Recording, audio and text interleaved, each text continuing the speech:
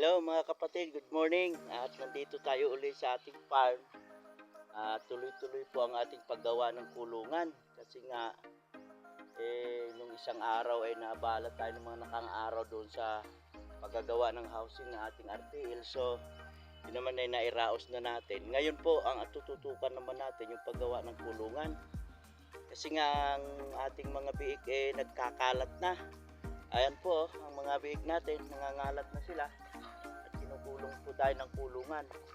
Ayun nga po nakarang araw, nagawa ko yung isang kulungan yan.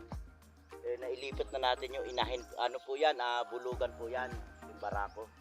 Ngayon, ang atin namang aayusin yung kanyang pinanggalingan, ayun po yung kanyang pinanggalingan, at yan po ating i-construct. Kasi nga po, ang ating biik ay malaki-laki na.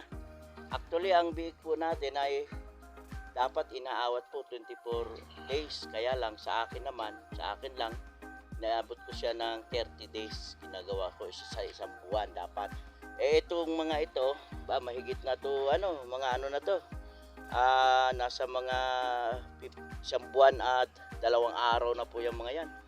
At yan yung ililapit natin doon. Pagkatapos kasi niyan, dapat ang baboy pagdating sa hiwalay ng tamang bilang ng araw ang ating biik, iwawala yan. Pagkatapos ayan i-kukondisyon yung nanay at bibigyan ng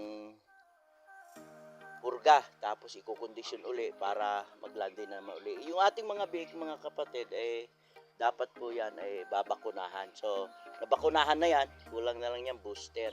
Tuloy-tuloy po ang ating paggawa ng ating, nag-iisa lang po ako.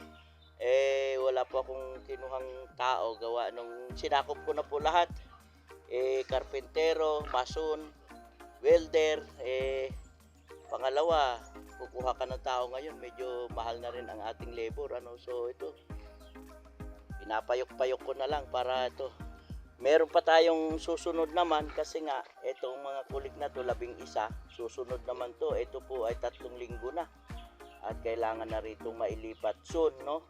So kailangan nating man-to-man ang paggawa ng ating Kagandahan po dito mga kapatid, kaya nagsusulo ako magtrabaho, na-enjoy ko naman yung trabaho. At biyaya po ng Panginoon, binigyan tayo ng talento na matuto sa lahat. So kailangan lang tayo, magiging creative lang tayo, So dito tayo magtututok. Ngayong araw po na ito ay gagawa po tayo ng kulungan. Maya-maya lang. So, pahingang konti. So, enjoy lang. Kagandahan dito, na-enjoy natin ito. Walang stress. At sa biyaya ng Panginoon naman, yung panalangin ko na lang, huwag tayong magkakasakit. Maganda po ang sikat ng araw dito. Magang-maga pa lang. At salamat po sa inyong mga panonood. At subaybayan nyo lang ako sa aking invention. Salamat po at magandang umaga po.